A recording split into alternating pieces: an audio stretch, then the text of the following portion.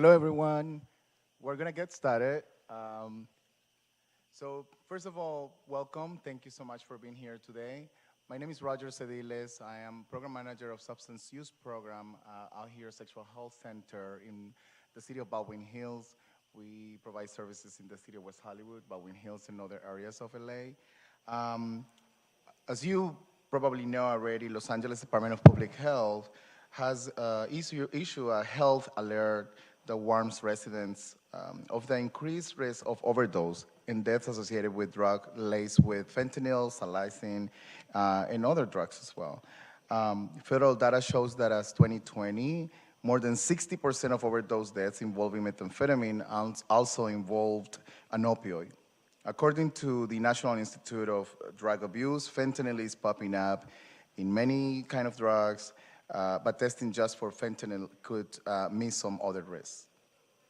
As someone working with men who have sex with men who use methamphetamine, who are affected and high risk of overdosing, and in collaboration with other amazing individuals working in this field or concern for individuals who use substances, we understand the importance of keeping our community informed. And this is what we're doing this event today. With that said, it is our hope that this town can bring some conversations at home with friends, with coworkers. That is what's really going to keep this going and really informing everybody else.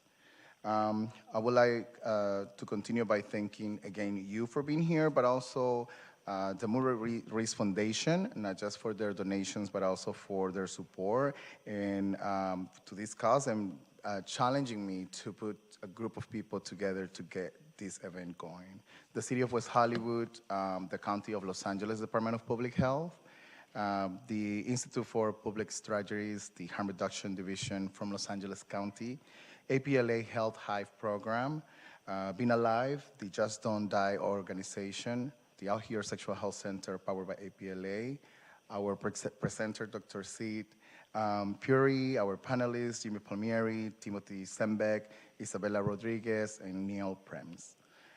As well as to all of the other people that have been part of this and collaborated that made this possible with their time, with their knowledge, and with their support. Last but not least, to our next speaker with some opening remarks, Mayor Pro Tempore John M. Erickson.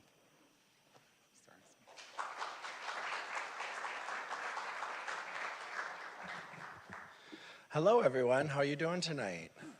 Good. That's where we like to hear a little enthusiasm. It's going to be a panel of amazing experts. First and foremost, welcome to the city of West Hollywood. I couldn't think of a better place to have this conversation because of the decades-long commitment to harm reduction strategies that the city has invested in since our founding. I want to thank individuals like Jimmy Palmieri, Sam Borelli, we have George Nico, we got Ron, we got David. We have people here who have been dedicated to this work for quite some time, and without their investment in our communities, we wouldn't be having topical conversations like the one we're going to have tonight. And I think what we're going to find out more than anything is that this isn't just something that affects a few of us. This is something that affects all of us.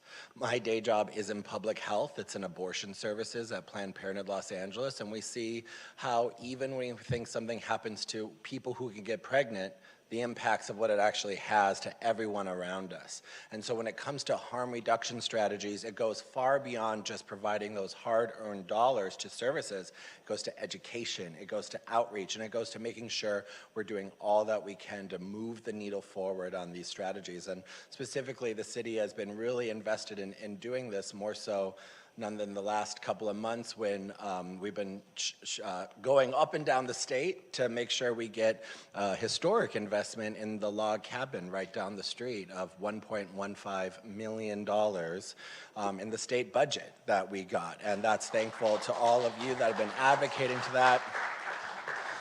And the work continues, and it's going to continue, and I'm thankful for each and every one of you, to all of the partner organizations, the staff, and everyone who live and breathe this work, because we all have those stories and we all have the reason why we're here today. So on behalf of all of my colleagues, Councilmember John Heilman, Councilmember Lauren Meister, Councilmember Chelsea Byers, and Mayor Sepi-Shan, I want to welcome every one of you, and I'm looking forward to a fruitful conversation, and I'll turn it back over to our next presenter, who's going to do an amazing job.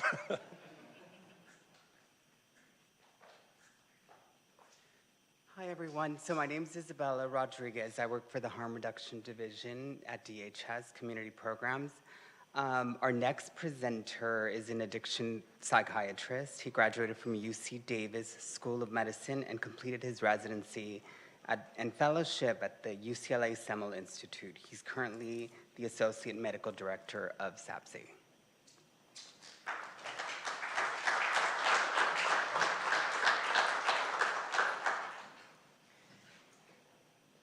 Awesome. Thanks for all of you for being here. My name is Sid Puri. Again, I'm the Associate Med Director of SAPSI. Really excited to be here. This is a super topical conversation. So again, thanks for being here. I hope we can learn. I'll have you hold questions till the end. I'm going to try to speed through a lot of information. If there's time for questions after the presentation, that's great. If not, I think we have more time at the end of the night for more directed questions.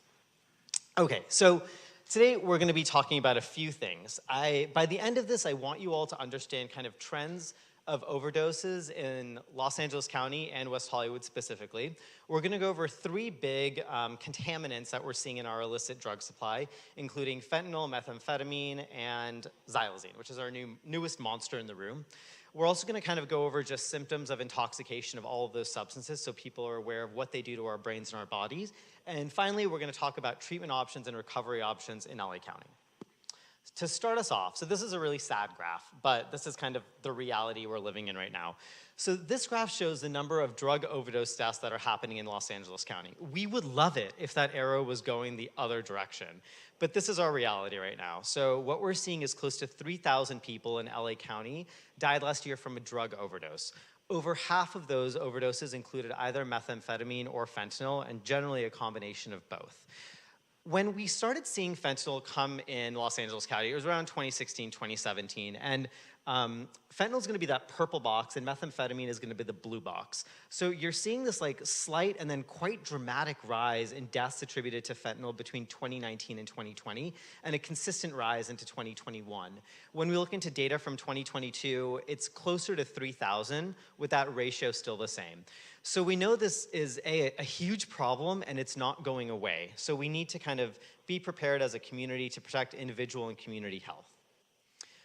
When we look at who's dying, this is like, it's a really sobering slide, because when we look at the number of people who are dying, we know it's about, again, like 3,000 people in LA County. The people who are dying, you want to look at the green and the purples and the reds. So these are the people who are generally between the ages of 15 to 55. And when we think about what's happening in people's lives during that time, what's going on? Like, what's happening between your 20s and your 30s? I like that, a lot, yes, a lot. You're like finishing education, you're thinking about career, you're thinking about family. So these are people who are at a point in their life where they're considering how they're gonna engage as individuals, how they're gonna raise families, how they're gonna do their jobs. So these are people who are thinking about how they're gonna contribute to society. A death among people in those population isn't just impacting the individual, right? It's impacting the young children they have, it's impacting the parents that they're taking care of. And so it really is this ripple effect where deaths in these populations impact us so much more deeply than we realize. When we look more specifically at West Hollywood, so this is a map we use to kind of track overdose deaths, the use of naloxone, and overdoses in general. So this is reported from first responders, so it's generally, sheriffs and fire in West Hollywood. It doesn't count what the community reports. But when we look at just what first responders have shown, so I just calculated it for the past year. So in West Hollywood alone, and we've had 135 suspected overdoses.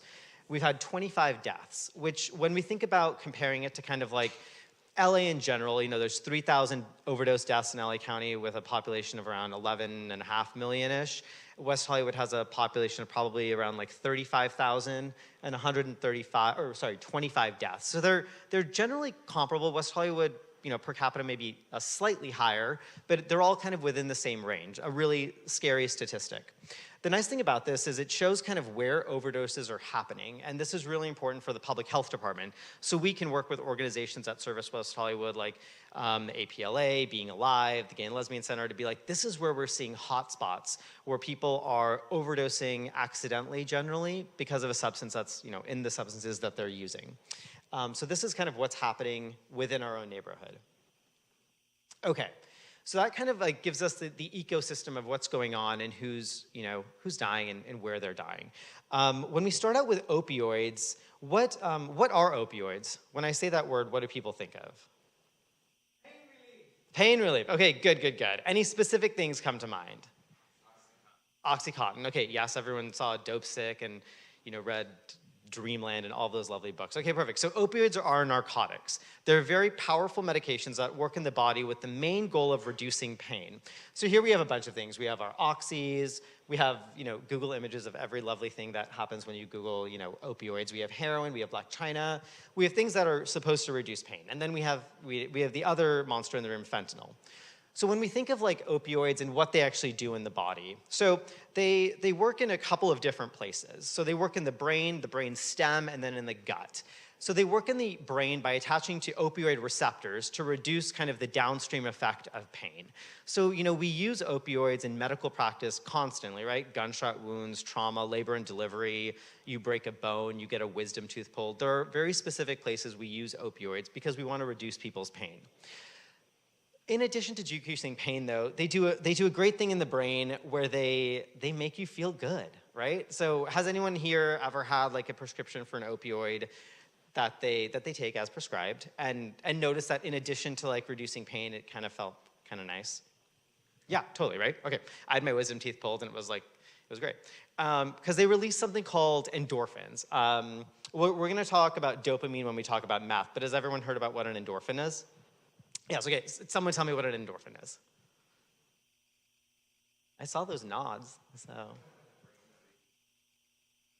Yeah, it increases a good feeling, right? So an endorphin's released when you're doing things you like, and dopamine is gonna be something we talk about in a second, but it would be something that releases when you're pleasured. The way that opioids work in the brain is, in addition to reducing pain, they also increase the release of endorphins. So your brain is like, oh God, my pain is better and I feel really good. I want to keep doing this. So that's how they're working in the brain. And they move down a little into the brain stem, where they control things like our automatic functioning, like our heart rate and our breathing rate. And then they go down into the gut, and they can do things like constipate people. So generally when someone's on opioids, if they're taking too much of it, they can get something like they're confused, they're a little high, they're a little out of it. They can be tired. They can have a reduced breathing rate. And this is going to be really important when we talk about the difference between someone who's just kind of high on opioids versus someone who's overdosed. And then we know they reduce pain signals, and we know they can cause constipation. Okay, so I want to make sure we understand the difference between an opioid intoxication versus an overdose, because this is going to be clutch when we think about how we save people's lives with naloxone. So in an opioid intoxication, when someone's just kind of high, the most important thing from this list is that they're going to be responsive to stimulation. So maybe they're drowsy, they're nodding off, they're still breathing, their heart is still beating. Maybe they're a little fatigued, but they're still responsive. So you can tap my shoulder and say, hey, Sid, wake up. The minute things change is when we're going to be concerned about an overdose. So has anyone, hold on. Has anyone seen an opioid overdose, had to administer naloxone? Everyone in the front row, okay. What did you all notice about an opioid overdose? What was different? Oh, what was an opioid overdose? Like, what did it look like to you when you saw it? Perfect, okay, yeah. How about the rest of you?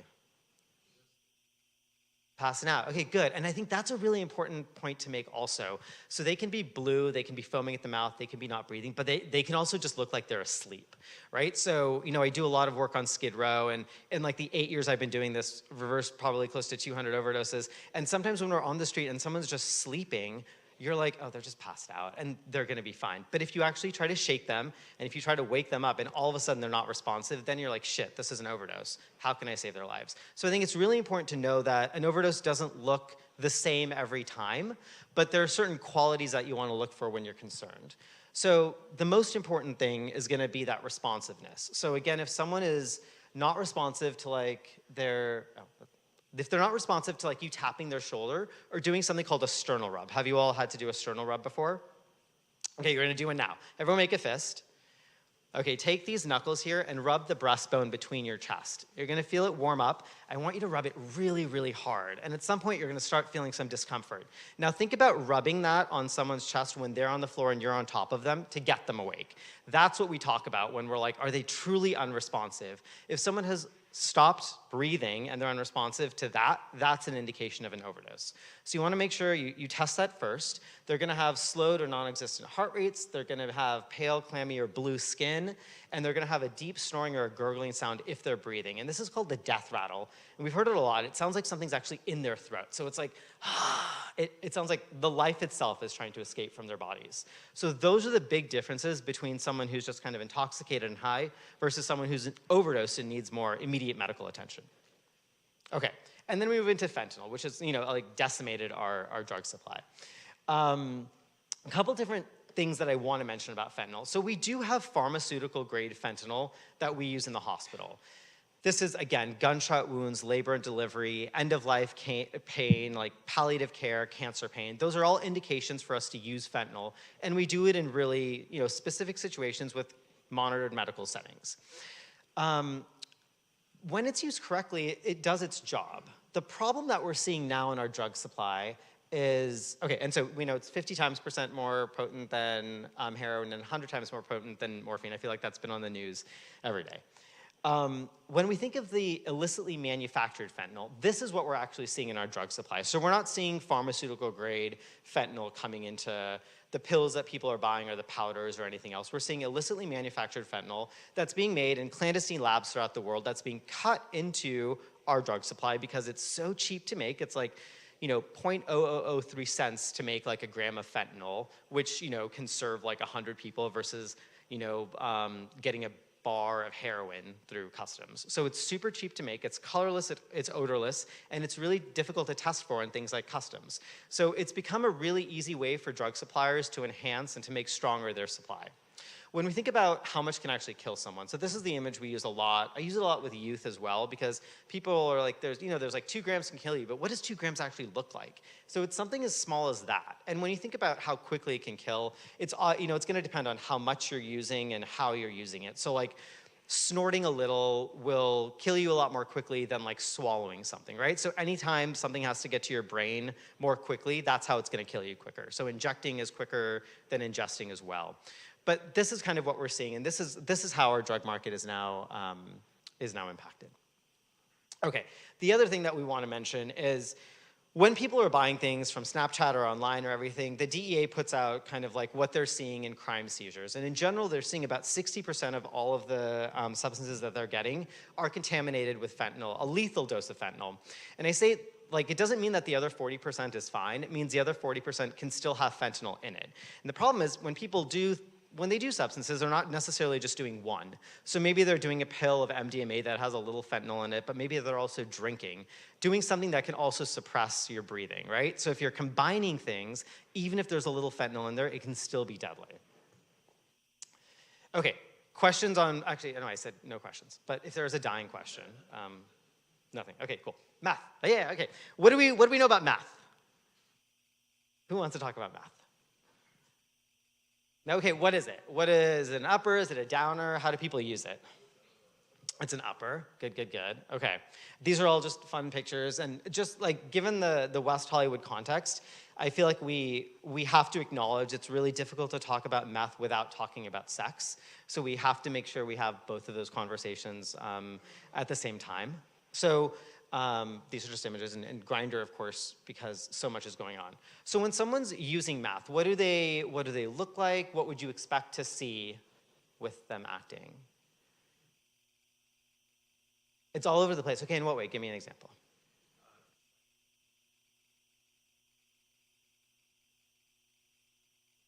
It's great. Yeah, okay, perfect. He did everything. Did everyone hear that? He was like combative, horny, assaultive, happy, everything, right? So yeah, so we know methamphetamine, unlike opioids that have one receptor that they work on in the brain, meth actually works on so many receptors in the brain. So it works on your dopamine, it works on your serotonin, it works on acetylcholine, it works on everything in the brain that can cause so many different things. So it comes out different, right? generally what we see is an alertness, a euphoria, increased energy, dilated pupils, insomnia, irritability, fatigue, psychosis. So it gives you a range. People generally have dry mouth. They can speak very quickly. We know that it impacts the heart quite profoundly. So there's increased heart rate, there's increased blood pressure. In the hospital, we see like really young people, like 22 or 23, who need heart transplants or valve replacements because of meth use. We see decreased appetite, and of course, again, increased sexual arousal, as well as sweating, increased body temperature, tremors, and shakiness. So this is all kind of like what's going on in the people's bodies when they're using meth. So why do people use it? What'd you say? I'm like, I heard someone say something about sex. Sexual enhancement, okay, good. Any other reason? Confidence. Yes. So to stay awake if you're unhoused and you need to protect yourself at night or be aware, good. Lose weight, exactly, right? Okay, good. So yes, so it's a stimulant, right? And it has these really nice short-term reinforcing effects. It decreases your appetite, keeps you up, makes you feel happy, loss of inhibitions, heightened libido. It sounds like wonderful, right? And so what we see though, and this is like the dangerous part about meth. And so when we talk about like endorphins and dopamine, we release endorphins and dopamine when we do things we like, right? So eating, working out, having sex, watching TV, being with our friends, all of those pleasurable activities, we release dopamine. And our brain's like, this is great. I want to keep doing this. This is all pro-social behavior that makes me feel good. When we look at what happens when people are using substances, dopamine again is released. And this is kind of begins part of the cycle of addiction. When we look at how much dopamine is released when someone does meth though, this is kind of a tsunami. So in general, what like the other colors below are like cocaine in orange, nicotine in blue, alcohol in green, and food in black, which is so sad. And then we look at meth. So meth is releasing probably closer to like 1,300 times the amount of dopamine that's released compared to all of the other substances. And this poses a really big challenge for us because people feel really good on it. It's releasing dopamine, but it's also impacting the health of the individual and the community in ways that are like, again, like decimating our world and our community. So factors contributing to use kind of in the LGBT community specifically. So I always try to think of like the mental health comorbidities. So there's still so much work to be done on self-acceptance within the LGBT community. The idea of kind of like shame and guilt that's wrapped up into a lot of our own identities can perpetuate things like depression, anxiety, and we know when mental health comorbidities aren't treated well, there's a higher risk of substance use, leading to a higher risk of substance use disorder and risky behaviors. We also know that community identity, as I was kind of like researching for this and in general, the idea of kind of like a culture of substances, like Special K, GHB, MDMA is kind of like sprinkled throughout so much of what happens in the LGBT community. So to acknowledge that, I think is very important. And then finally, we have our party and our play and our chemsex. And we see this all kind of like, even like locally, right? Like when we look at rates of Grindr, and Grindr will do these really interesting analyses of profiles that say things like PNP or favors or party, and you'll see how it increases when you get these alerts. We're looking at Grindr data on like where this is happening. In West Hollywood, you get these massive alerts of PNP, party, and favors. So this, I think, again, contributes back to that one of those first slides we saw with the deaths in West Hollywood. And then long-term effects. Spoiler alert, none of them are good. So they're impacting our brain, our ability to function and like sequencing and take care of ourselves, increased risk of like heart failure. We have the itching, we have the skin sores, we have all of that. We have increased risks of things like infections if we're doing risky behaviors like HIV or hepatitis C. We have poor dental hygiene leading to gum loss and tooth loss and meth mouth and all of those things that we've had campaigns on.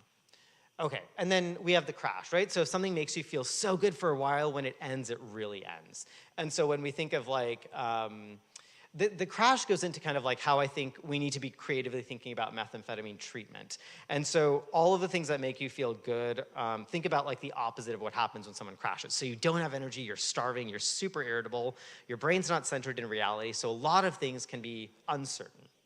Sorry, I'm gonna speed up. Okay, and then we get to xylazine. Has anyone, was there a question about math? Sorry, there was a hand up. Yes.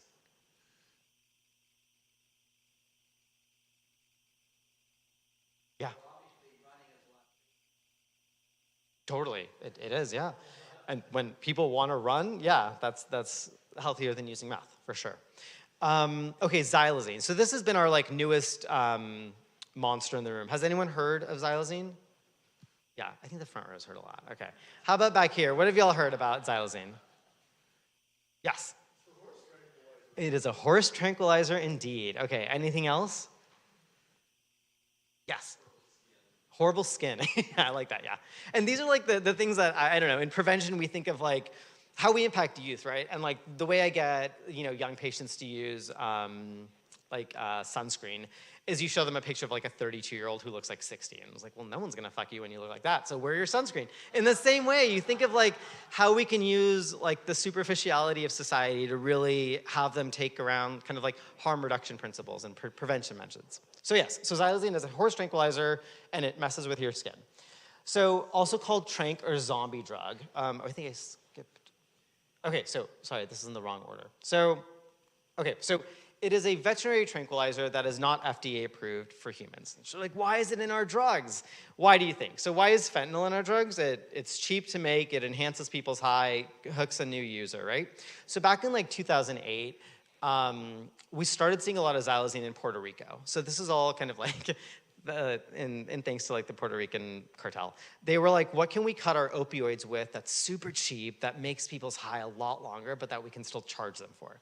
So this was happening in Puerto Rico in 2008, and then it jumped over to like Philadelphia and New York over the past decade. And now like Philadelphia's drug market is completely ruined. But essentially the way that it works is it actually works on blood pressure receptors, or a specific receptor in your body that lowers blood pressure. So it doesn't work on the same narcotics receptors or the opioid receptors in your brain that an opioid does, but it works in combination with it. So when someone's blood pressure is reduced, they can also feel really relaxed. When you combine that with an opioid, you can also feel really, really good, but it increases your risks of things like an overdose, of death, your high being so much longer that you can't protect yourself if you're unhoused and you're using it at night and you're passed out for 12 hours.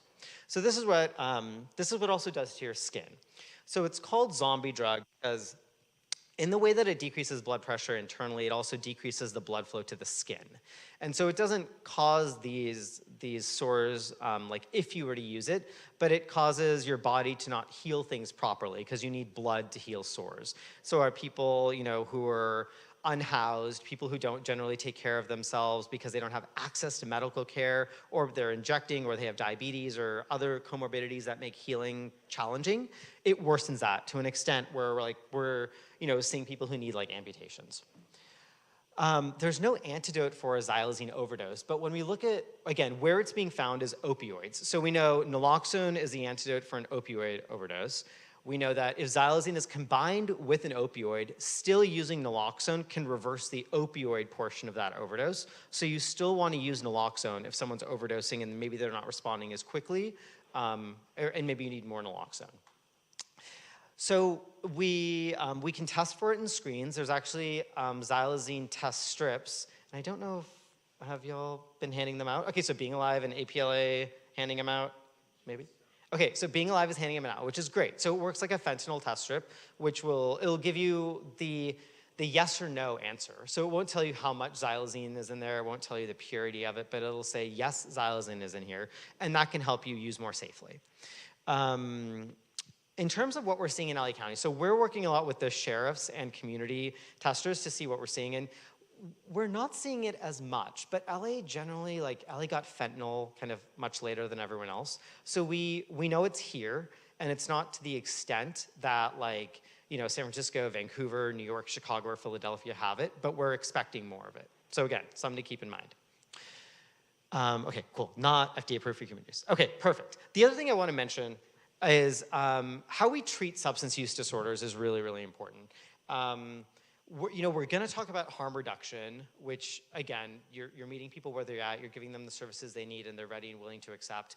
When someone comes to us and they're like, hey, I want to stop using whatever substance, in addition to, coming up with a plan on behavioral interventions, we do have medications that can reduce things like cravings. It can reduce things like any of the side effects that withdrawals may have.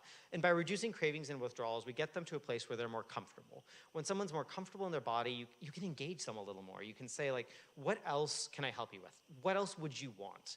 And these are the medications that I just want people to be aware of. So for opioid use disorder, our big three are going to be methadone, which right now is still pretty closely regulated by the feds. So you have to go to like a specific opioid treatment program to get your daily dosing, and then you can get home doses. Where, at the Department of Public Health, we're working really hard to expand access to methadone.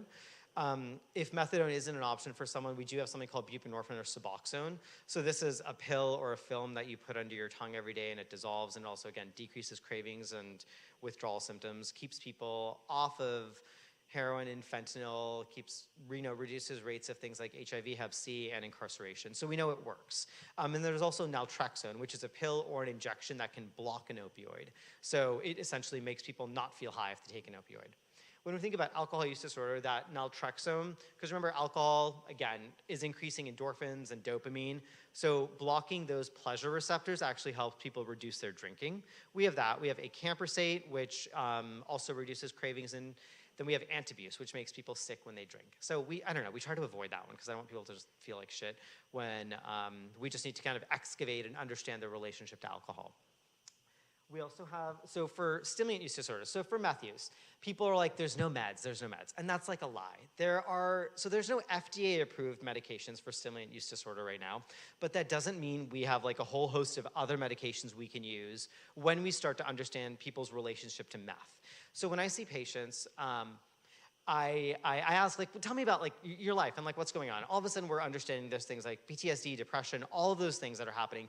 And there's ways we can treat all of these possible like underlying structural factors that have like increased someone's risk of using meth. We also have a pretty good studies around other medications that can help reduce. So there is medications for meth. And then nicotine use disorder, which is like the thing we like treat the least, but like kills the most people.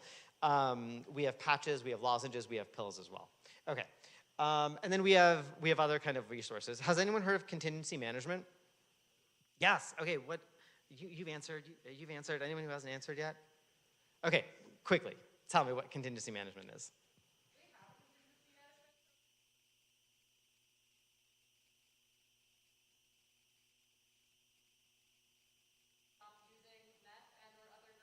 Yeah. Perfect. And usually the incentives are financial. So I run in Skid Row, and we give like Target gift cards out. But the most important thing about what you said is people come in. So it's a point of engagement, right? So when we think about substance use treatment, I don't want us to think about just meds and therapy. I want us to think about how you build community and how you build a sense of purpose in someone's life. I'm running out of time. Okay.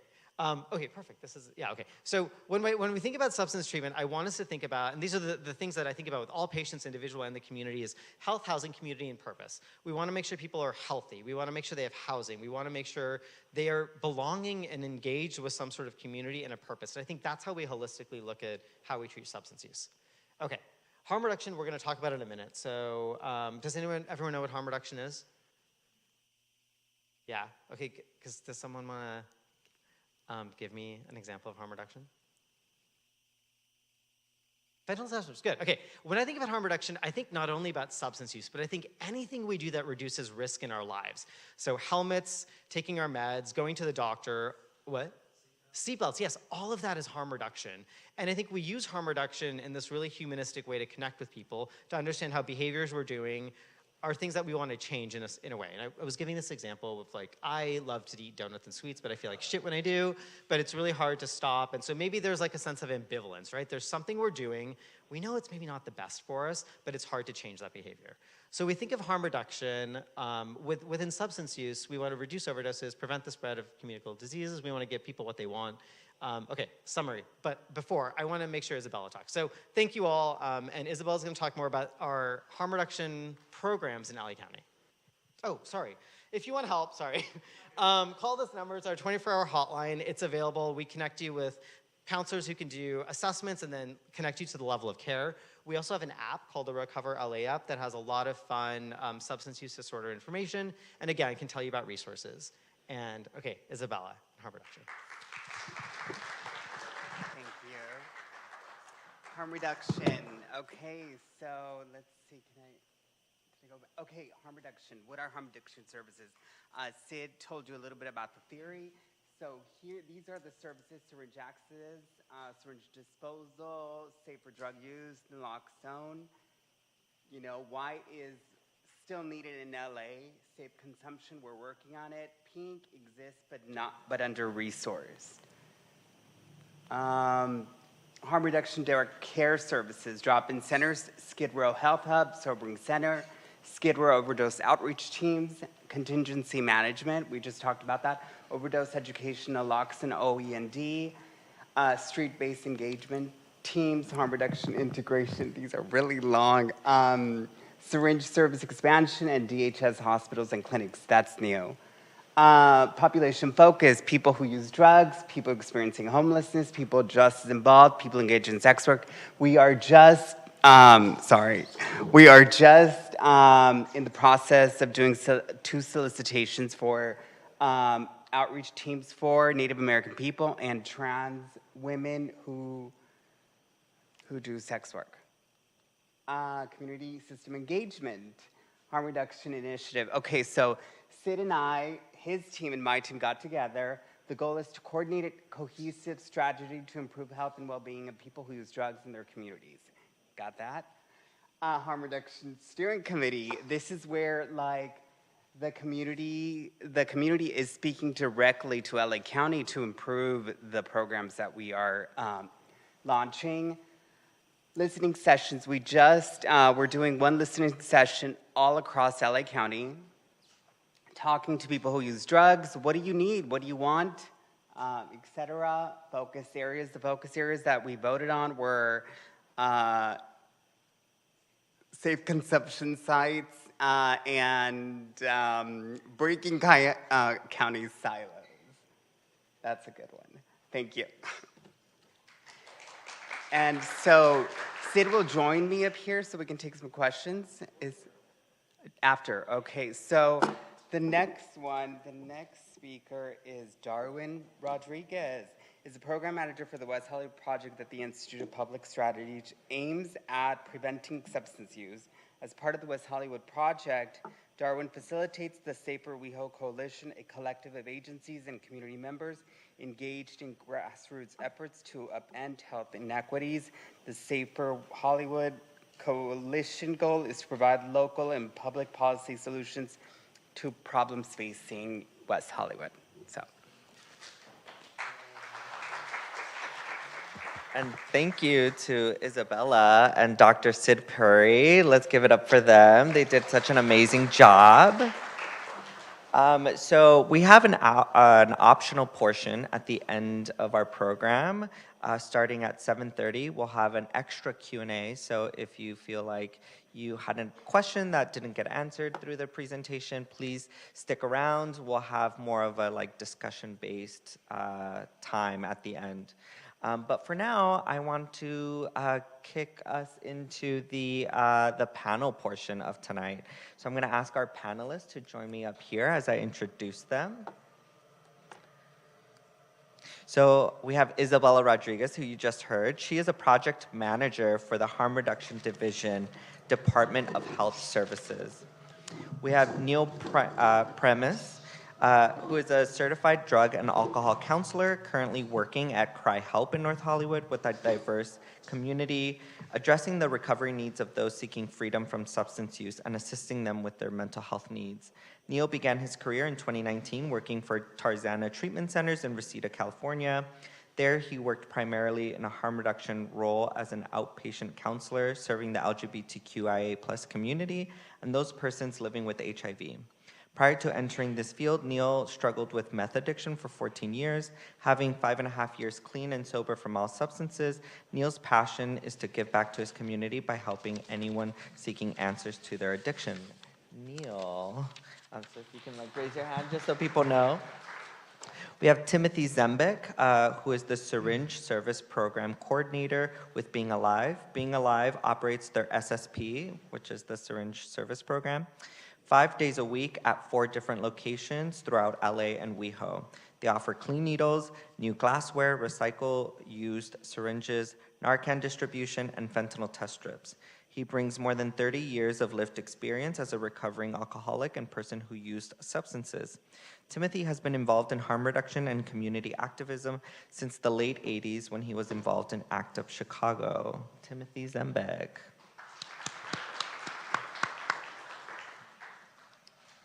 And then lastly, we have Jimmy Palmieri. Jimmy Palmieri is a West Hollywood Human Services Commissioner and founder of the Tweakers Project, a support group for those in or seeking recovery, and is a lifelong LGBT rights activist.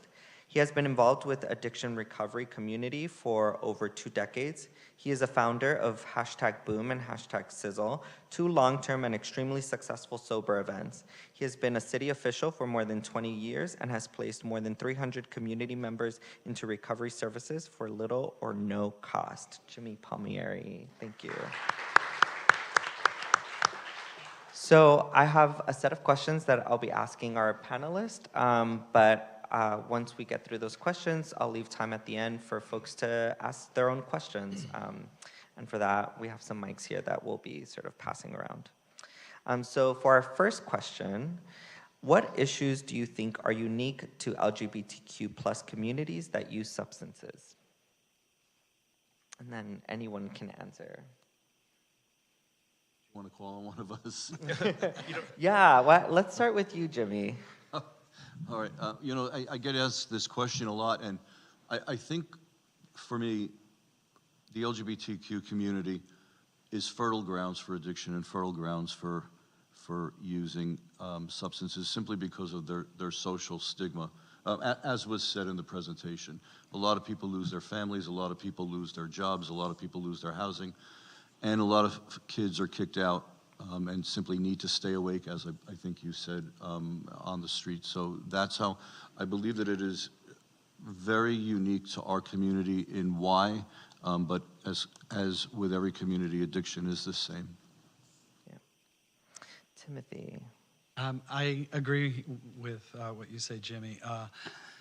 It's really socially acceptable. We have the circuit parties, we have the chemsex parties, we find it on social media, all the different ways that people can let somebody know that they're up to party and play. And we don't have the stigma that we have in the greater community.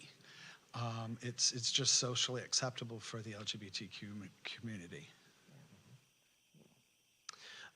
So as it's already been said, is, chemsex.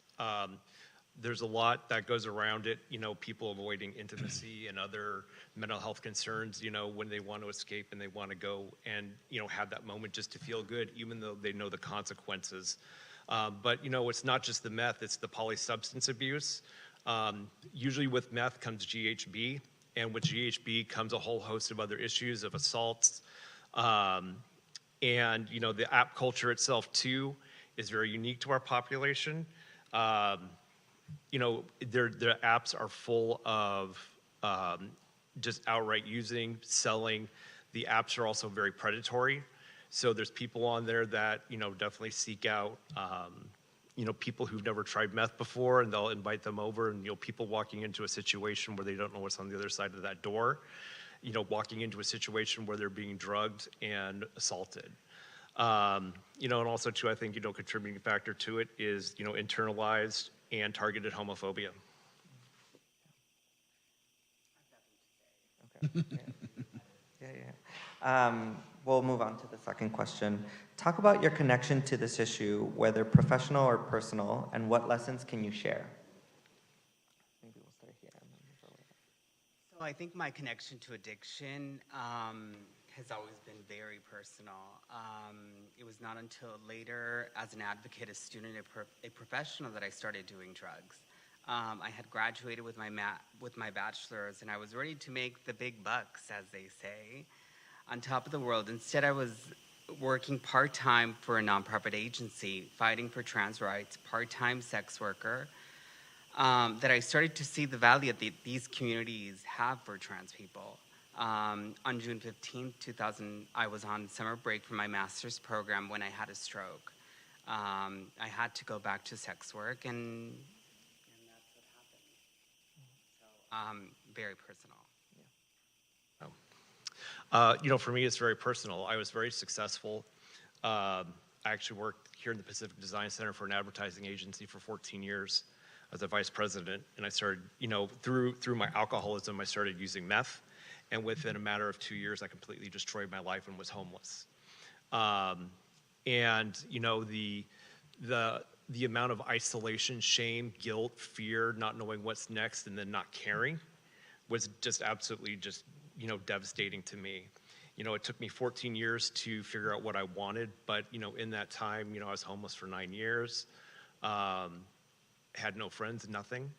And, to me, it was getting high was more important, and the things I had to do to get the money to get high, very demoralizing, and, just the humiliation that goes along with it and the feelings of no self-worth. Through that process, I took a lot from my community, because it's not just about me, it's about how it impacts the people around me and how I contributed to their decisions and what they did.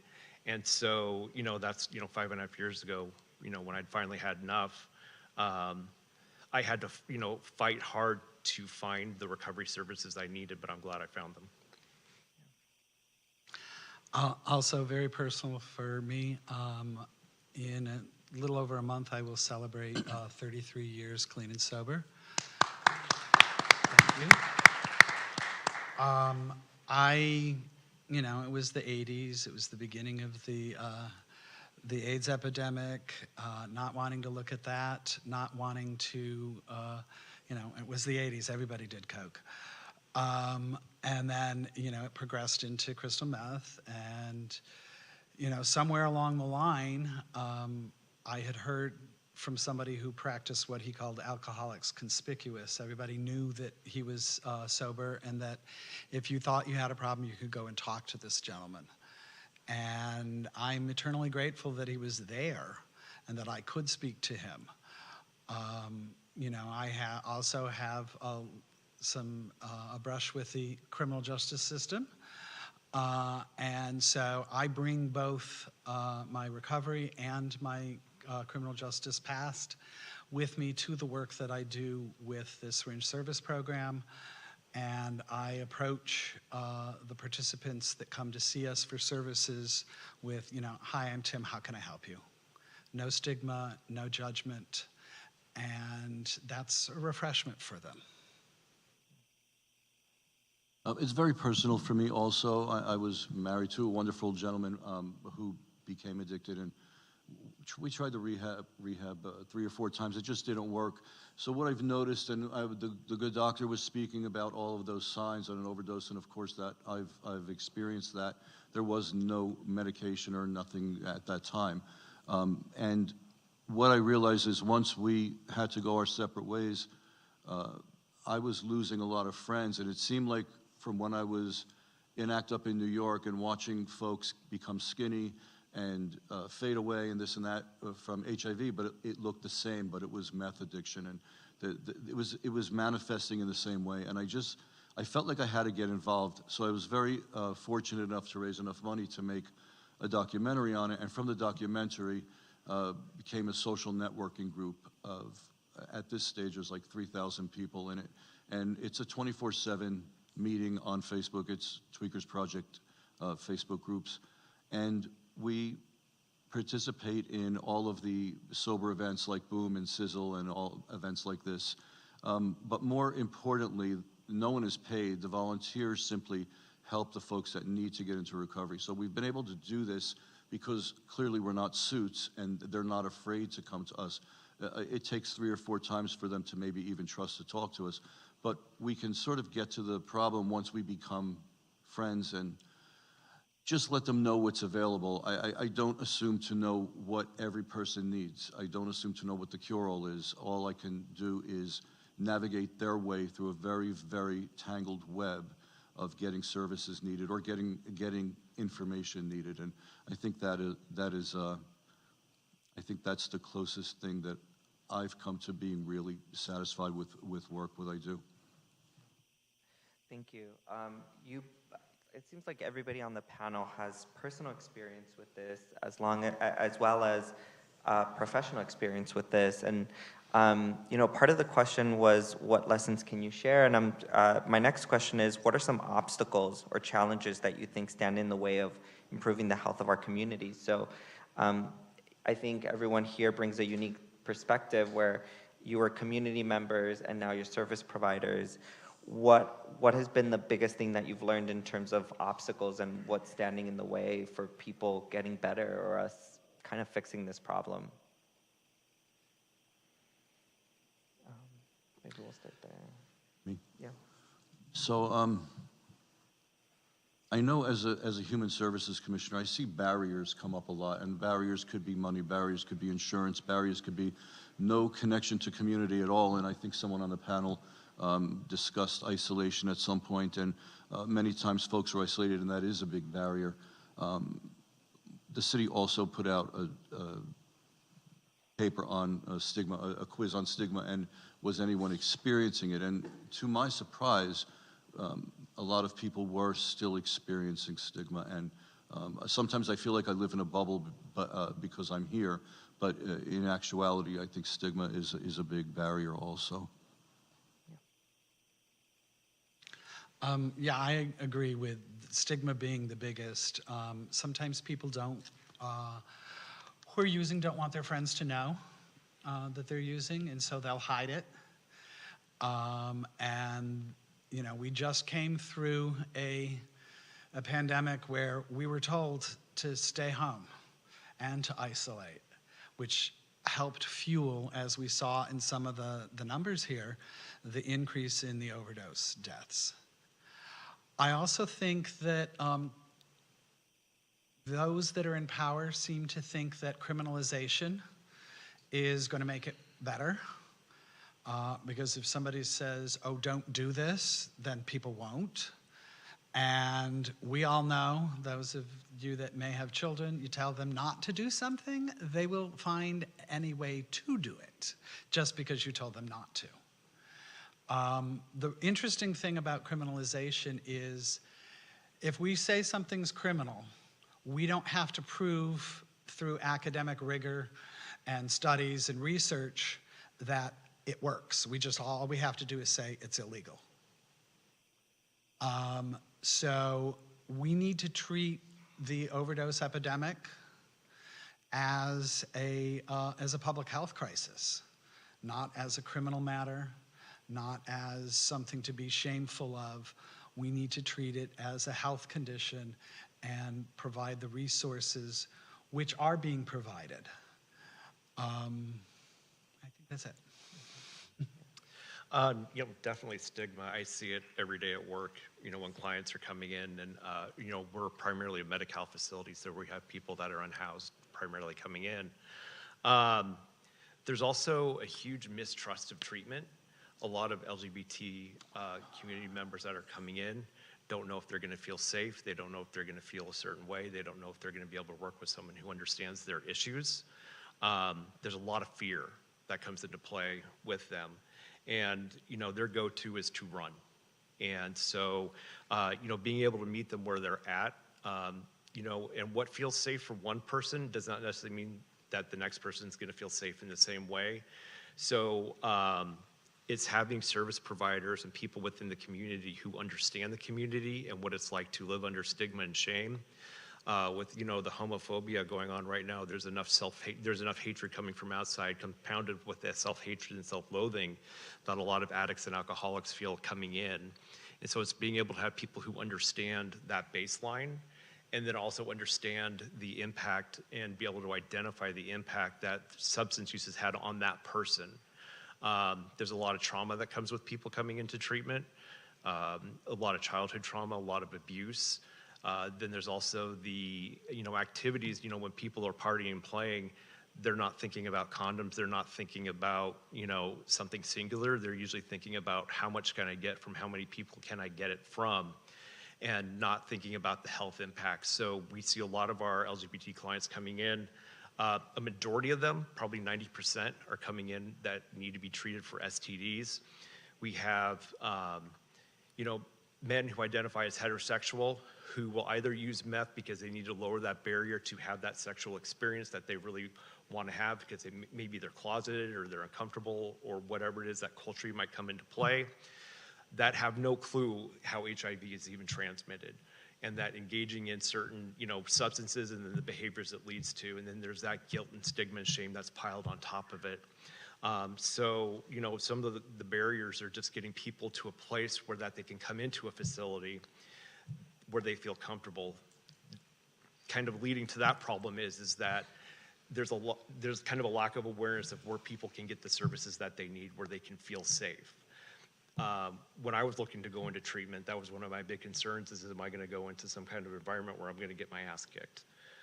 Is there going to be somebody there who understands what it's like for me as an HIV positive man on meth to get the services I need? And at that point, I hadn't been on meds in 9 years. And so it took me 3 weeks, from the point that, I made the decision, I need help, to, looking at my Medi-Cal card and calling the number on the back and going through that process. And then the person on the other line, not asking the questions that necessarily pertain to me as a gay man struggling with what I was struggling with, and then having to go through this process where they thought I needed outpatient when I really needed a much higher level of care. And, during those 3 weeks, I wanted to give up so bad, but I didn't know where to go. And so, by the grace of God, I ended up where I was at. So, there's a huge mistrust of treatment, and I think there's a lack of understanding within the treatment community of how to guide and create a safe space. I think it's a mixture of all of this and stigma, of course. Like trans people face 5 stages of stigma. There's institutionalized homophobia and transphobia. The political culture of today, trans kids can't do anything, And, Darwin, you mentioned something, what's it like to be in the community and then become a service provider or vice versa? I was a service provider, became a drug user, and then I come back at this point. And they will judge you. They will point that big finger at you and say, you should have listened to your own advice. That is so hard. I also think that a sexism mixed in with transphobia is so dangerous, right? When I was trying to get needles at the SSP, it was hard. I had to tell a friend to go in there to get them for me. If a cis man walks into a place for treatment, he is considered having a bad day or going through some things. A trans woman goes in there and you're completely shunned. So, yeah. Thank you. Something that I think I appreciated hearing you all talk about is your own entry points into treatment or the different options that are available. And I think Dr. Puri was talking about this too, that there isn't just one harm reduction method. There isn't just one form of treatment. And so I think that I hope tonight people learn more and ask more and get more resources and information about the different forms of treatment that are out there and the different strategies for harm reduction. My next question is, what do you think is the way forward to addressing some of the urgent issues that we see in our communities today? So possible solutions or things that you're working on, or just any way forward that you see for us? And then we can start here. Okay, repeat the question. Yeah. What do you think is the way forward to addressing some of the urgent issues that we see in our communities? I think for myself, I think it's getting to places and digging spaces that you can be in for yourself and advocate and affirm and try to create programs that are non-existent for trans people. I think we talk about, everybody supports, but we really don't. We really need to go out there and march with us. I think it's about, creating a safe space for people to drop in and where they can be themselves and seek out answers. I facilitate, harm reduction group for APLA, and, a lot of the clients that I've worked with, they all had one thing in common, which kind of broke my heart, was that, some of them had been using meth for 20 years and they never had a safe space to actually talk about the issues that were directly affecting them. And, for the first time being able to see them, it's like, I haven't talked about this in 20 years and I thought, there was something wrong with me or something different or there was no hope.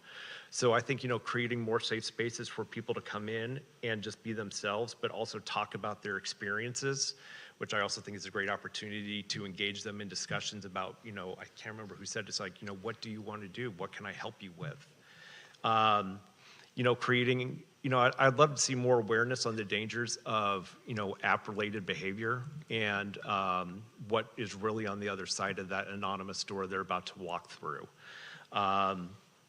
More awareness of LGBT affirming programs, whether it's, treatment, outpatient, even 12-step meetings, because there's a lot of ambivalence around 12-step meetings, and that's where, a lot of people do find, part of the recovery, if not all of the recovery.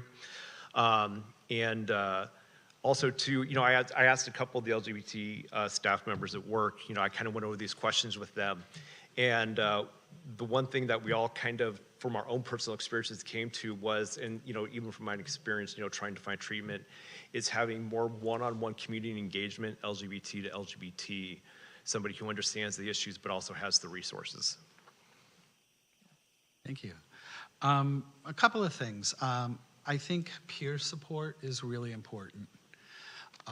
We constantly, in the work that I do with Being Alive, speak with our participants and ask them, is there something that we could be offering you that we're currently not? And then we try to figure out a way to do that. It might be offering a new product. At one point, we were set up outside of a place that was offering showers to the unhoused, and they're like, we need Q-tips. And so I got them Q-tips. Also, on advocating for ourselves. As some of you may know, the state was facing a $32 million deficit, and the governor had said he was going to spend $200 million on purchasing naloxone, the Narcan, which helps reverse the opioid overdose. But there was no money in the budget to pay staff at syringe service programs, who are the ones getting it into the hands of the people who really need it. And so we went to Sacramento in May, and we met with legislators and the governor, and I'm proud to say that they found $61 million of opioid settlement funds over the next 4 years to fund 67 syringe service programs and 5 new ones over the next 4 years here in the state of California.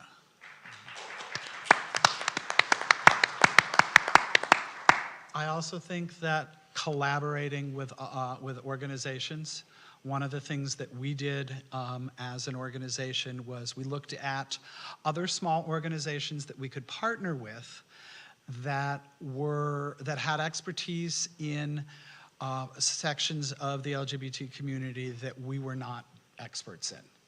So we partner with APAIT, which also is in the same building with the Trans Wellness Center. And so I've been able to provide, clean needles and take used needles from the trans men and women. We also partner with Minority AIDS Project down at Jefferson and La Brea. And so we're hitting the African American and Latino communities, as well as what we do here in Hollywood and in West Hollywood. One last thing. I just wanted to share some numbers here. I just did our numbers for the period July 1st through July 1st, 2022 through June 30th of 2023.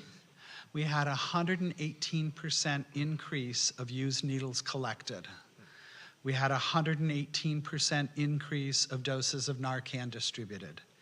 We had a 66% increase of participants served. and we had an 80% increase of lives saved over the previous year. Just so you know, as a commissioner, I'm sucking these numbers in because I'm going to have to deal with them sooner or later. So all of these things are wonderful, and I fully agree with all of them. But what I see the most and what we are trying to address is mental health services. I don't think a lot of these things can come to fruition if we don't have mental health service. That being said, the immediate and urgent things, of course, are harm reduction, and I'm proud to be part of a commission that approved some controversial harm reduction programming. Also, condom distribution. The city distributes more than 260,000 condoms for free every year, and I think why I say I sometimes feel like I live in a bubble. I talk to friends that live in other cities, other states, and this just doesn't happen. So if some of the politicians, somebody said it was political here, and I believe that, if some of the politicians would just, look ahead and see what's coming down the pike, and maybe they did some harm reduction or damage control, as I call it sometimes, they might be in a better position. It's going to take a lot of what's the word? A lot of forcing folks to listen because they just don't want to listen to us. But that's, I'm really glad for all of the providers that come up with these numbers and programming. It makes me really happy. Thank you. We will now move into question and answer. So we can, Roger, if you can help me walk a mic around.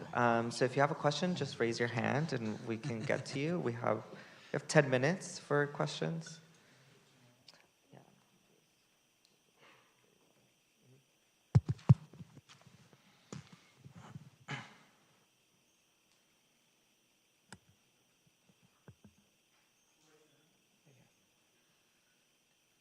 My question is for the whole panel. It has to do with education and prevention.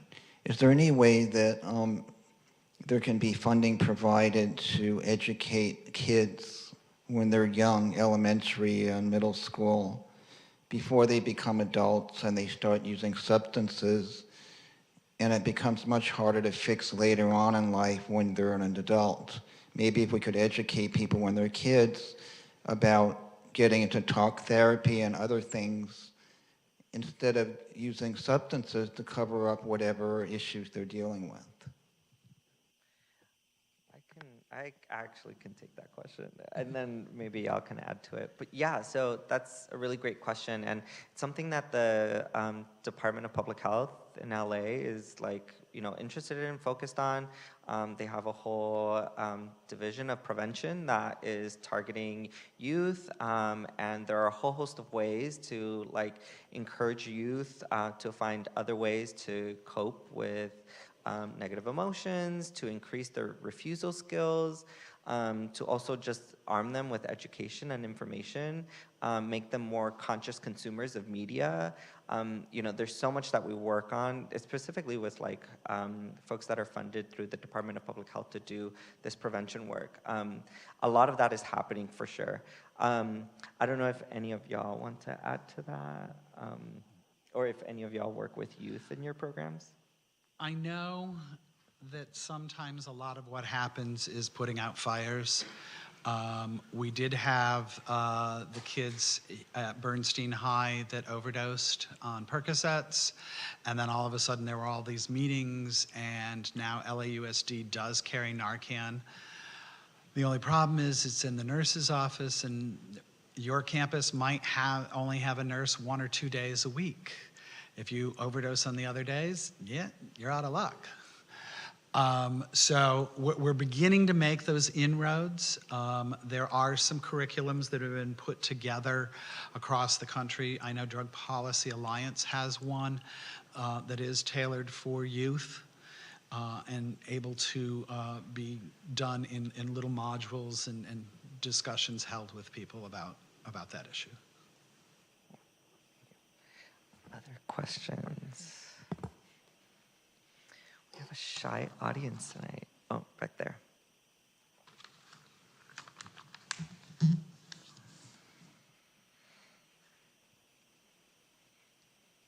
Let me see if I can word it correctly. But I think I really appreciated Dr. C's presentation when it had to do with the impacts of the social onto the reasons that we're led into using, or folks are led into using substance use.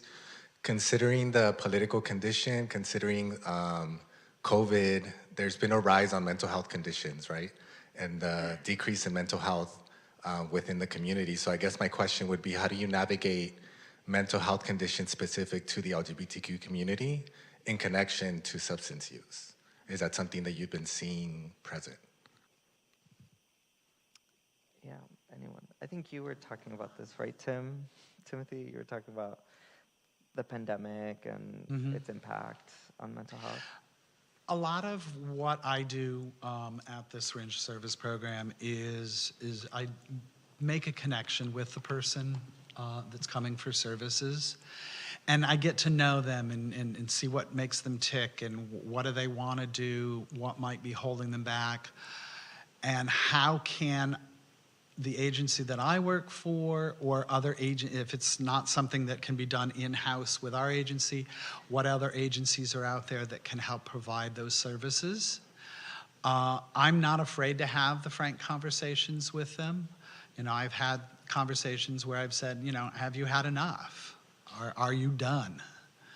No, I'm not. Okay, well, when you are, come see me. You know, some days I feel like a therapist when they come and share what's been going on with them. And, you know, I'm a friendly, sympathetic ear. I'm sorry to hear that that's happening. How can I help you? And if they don't, sometimes it's like, you know, I don't know how you can help me. But I say, well, let's try and figure this out. You know, for the most part, the people that come to see me are not in an altered state. Which makes things a lot easier. And, you know, if they are, then I just say, you know, hey, you don't seem like yourself today. Why don't you come back another day and you know, we'll help you then. And it's just keeping those lines of communication open. Another thing that I didn't mention earlier, but language is important. We use people first language in harm reduction.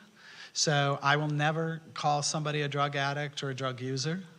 I will call them a person who uses drugs, because they're a person first, the behavior second, and that can change when they're ready. You know, sometimes we hear in the news, oh, so-and-so's being sent to treatment as part of their, instead of going to jail. Well, if they're not ready for it, they're wasting the treatment facility's time, they're wasting their time, they're wasting the court's time. And getting people to realize that they're in charge. They get to decide when they're ready. And just being a supportive person for them. Yeah. I sort of have a follow-up thought to that, or a question. And it's specifically to you, Jimmy, because I know that you run the Tweakers Project, and that's like a social network of people that are, you know, dealing with similar issues. And the question was about mental health, right, within the community, or, you know, different communities. Do you think that the Tweakers Project is a place where people come to, in some ways, address those other mental health issues that are not just strictly about addiction? Yeah. Sometimes I'll monitor the group, sometimes I won't. But if I'm watching for a while, I'll see people make a connection, maybe people that have the same problem, maybe people that have already navigated a very hard system to navigate, and they can spill their information over. But what I've always heard, and I'm sure all of us, is a lot of folks will get into recovery when, you know, they're sick and tired of being sick and tired. And that's most of the time when I will see folks. They'll come to me and say, I'm done, can you help me? And yes, of course I can help them. I can help them immediately, but it takes those few steps, as you were saying. It just, there is a lot of stigma still, but if they have trust in us and they have trust in the person that they've been talking to or meeting with, the conversation is open, and starting the conversation or having the conversation, the hard conversations, as you said, is paramount. to getting folks into not feeling stigmatized and not feeling judged. And then my one other follow-up, and it's to Neil, is because you work with the service provider that offers these different services, do you find people come in for a mental health concern like anxiety or depression, and then in that process they sort of like work on things like addiction? Primarily, they're coming in for the substance use, and then the anxiety, depression, bipolar, schizophrenia is kind of secondary to that. When they come in, we have in-house psychiatry and mental health therapy, but they're with us only for 3 to 6 months, kind of 6 months on the high end, and sometimes only 30 days. So we can start the process, but we take it upon ourselves to make sure that we get them connected to community resources that can be longer term. The challenge, though, is finding either the mental health service provider, where is one, and are they available, and are they going to be comfortable with them? But we try to make sure there's a continuity of care before they leave us. We have a question over here. Hi. Yeah, first of all, I want to thank you for all the services and your dedication to your work. I want to ask if you could all comment on relapse. It'd be great if the work that we did was one and done, but how does it impact your work and your approach to your work, and also kind of long-range vision if you see, just a lot of relapse happening in our communities?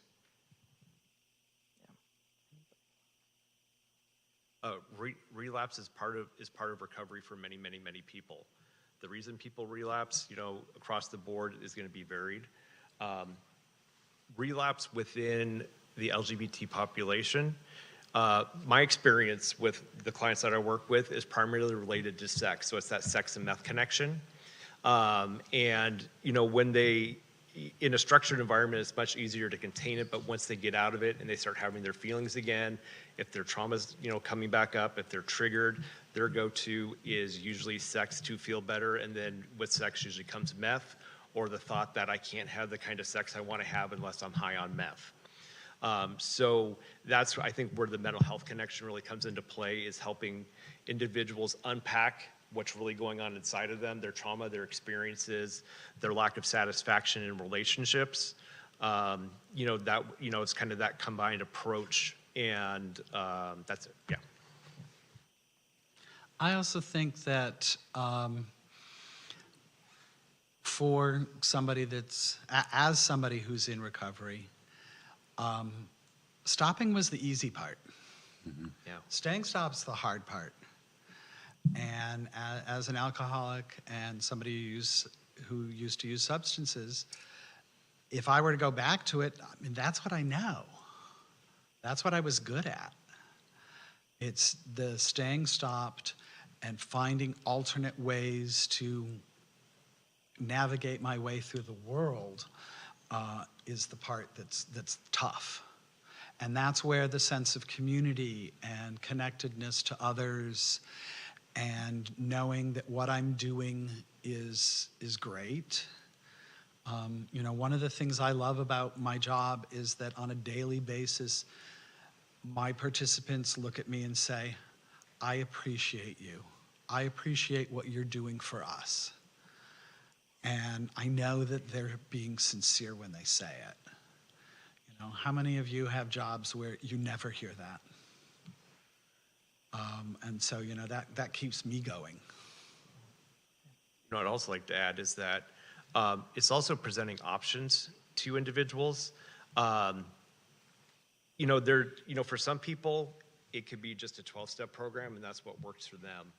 But I think for a lot of people, it's a continuum of support, which could include 12-step, but it could also include mental health therapy, psychiatry, support groups, religion, outpatient, other treatment services.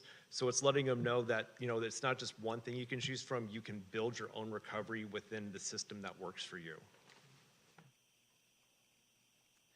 Any last thoughts on this?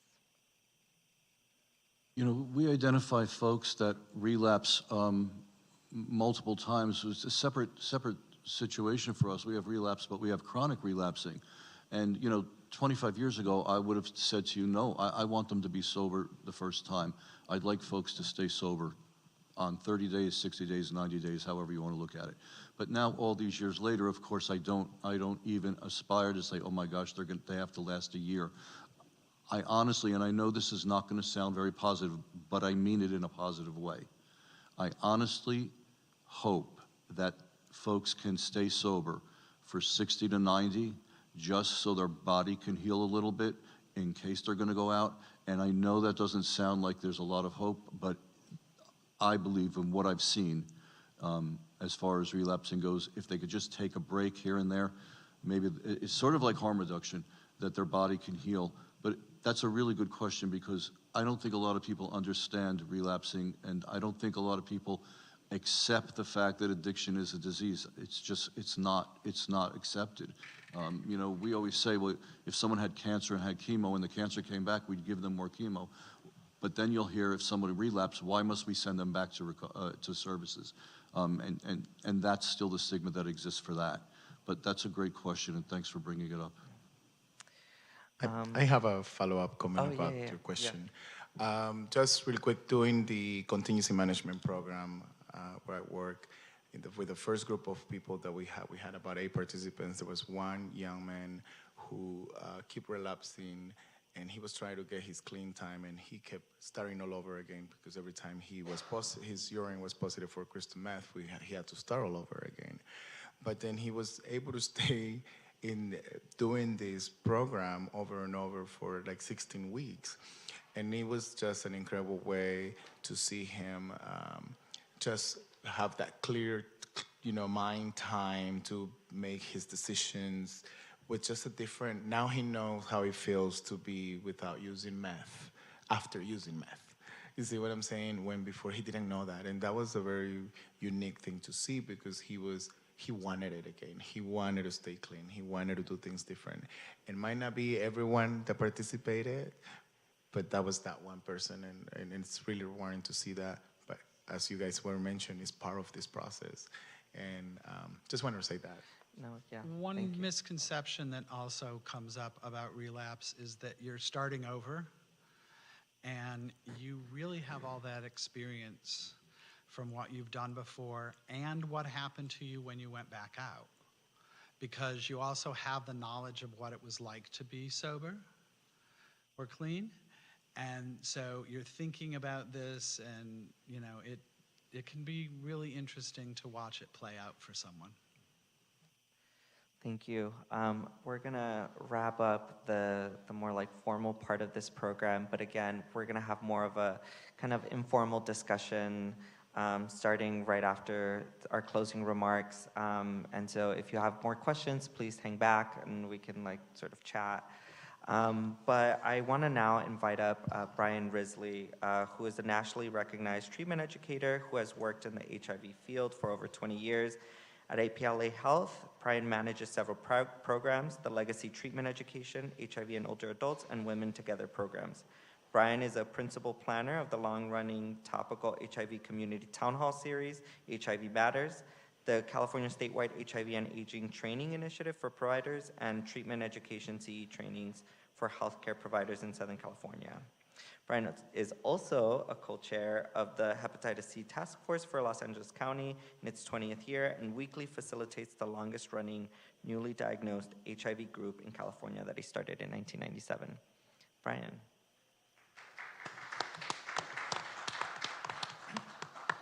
Thank you, Darwin.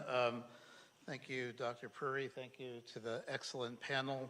And I'm going to keep this short because this is just a call to action. But I wanted to share a quote from Dr. Carl Hart. Who's Dr. Carl Hart? He's a pretty well-known neuroscientist and American psychologist at Columbia University. But this is the quote. Many of the myths that we believe about drugs are often more damaging than the drugs themselves. They have led to countless preventable drug-related deaths and disproportionately high incarceration rates among Black Americans, and they have prevented us from exploring new treatments and healthier, more humane policies. So I particularly like that quote. So we've heard about people using stimulants, people using opioids. All of these are highly stigmatized, not only by the drug user community and healthcare workers, but from the public health messaging itself. And some of the considerations regarding stigma for people, and I think the panel did a good job of talking about historical stigma, also talking about sensationalizing erratic behaviors, also lack of treatment options or effective evidence-based medication, lack of buy-in into the behavioral intervention at managing, reducing, or stopping a person's substance use, lack of buy-in to other effective supports, and then the stigma within families and networks of social support. So I think in LA County, people in government, people in public policy, treatment providers, and behavioral health experts need to take steps to expand substance use treatment services for residents and non-residents. So this will likely necessitate offering additional training to primary care providers, making an effort to attract new workers to the addiction treatment field, and increasing the number of providers that accept Medicaid insurance. Beyond these efforts, stakeholders can raise awareness of the benefits of prevention efforts, including harm reduction, provide community education to reduce the stigma surrounding seeking treatment. I like your comment about safe spaces, that we need more of those, and make people in LA, especially those in BIPOC communities, aware of available treatment services. And so these actions are critical, so not only during National Substance Use Prevention Month that we have every year, but throughout the year. And just to reiterate what Dr. Puri said, so for those seeking substance use disorder treatments, LA County offers SASH, so the Substance Abuse Service Hotline, as well as SBAT, which is a service and bed availability tool. And you could Google either of those, but those are tremendous resources. So thank you, and we have more time for good questions.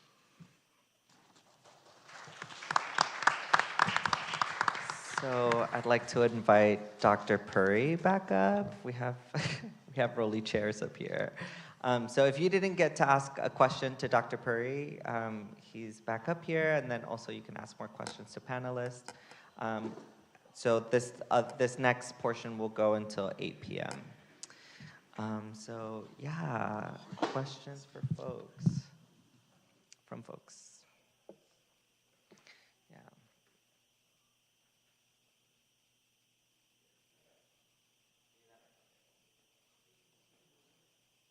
Okay, I think mine's more broad. I love all your spirits. I love your ability to speak your truth and open your throat chakra. I think I try to understand on a deeper point of view, especially all of us who have done sex work, who have been able to make it through the addictions and to treat people like their inner child, and how you should have compassion, lead with love. How can we, as authentic and altruistic, have moved forward from this, teach our community not to lead with judgment, not to move with attention rather than intention. And I think for me, it brings it, how can we have the world take us seriously if we can't take ourselves seriously and treat ourselves with love? Why would we expect other people to?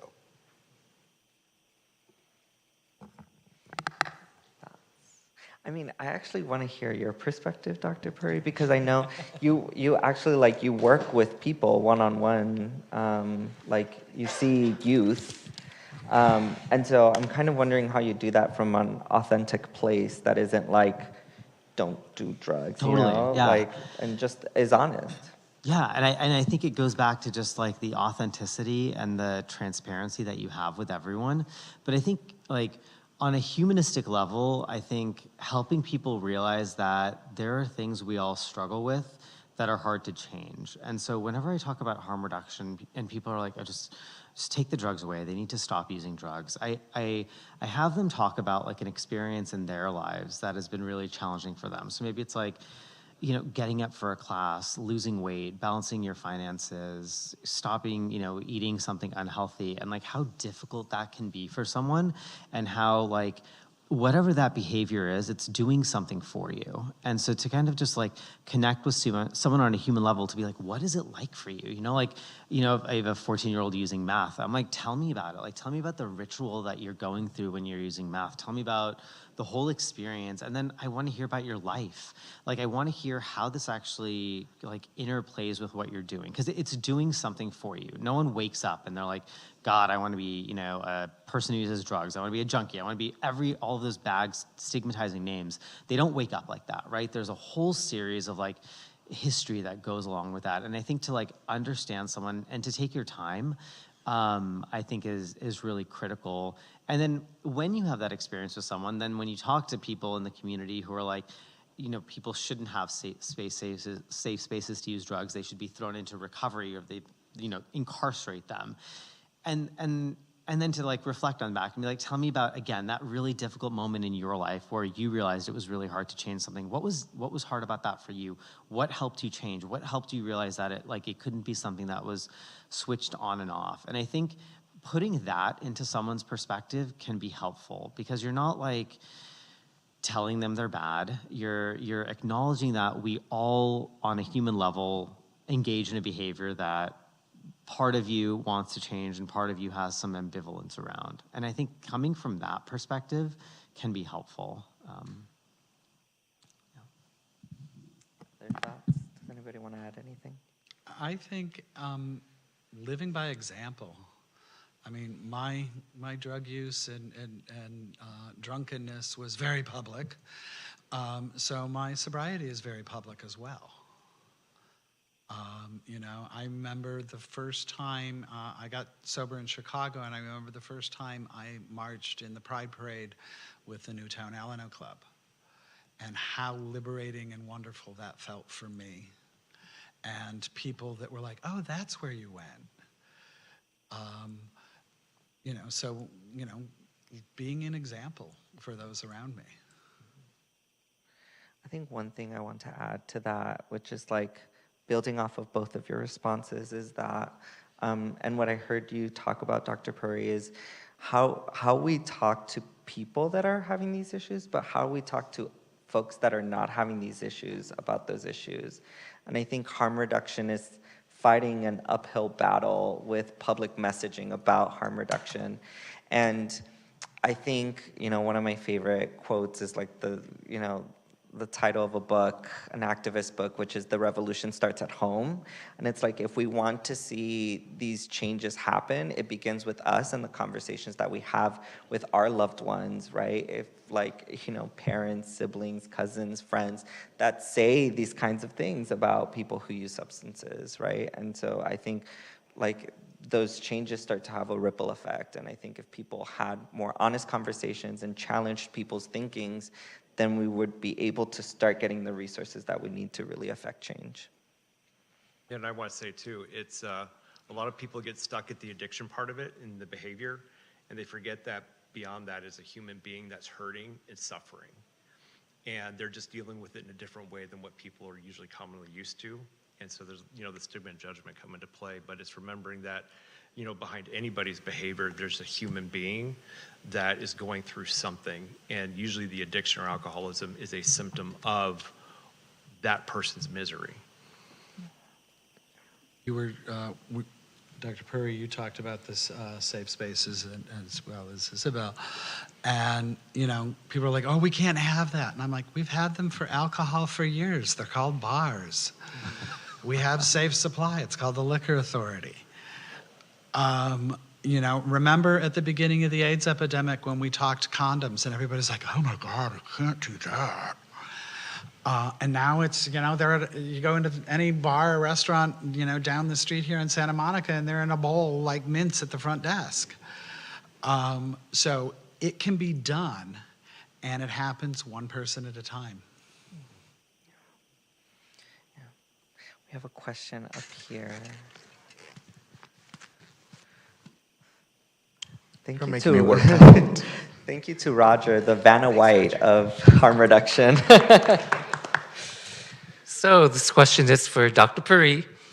Circling back to xylazine.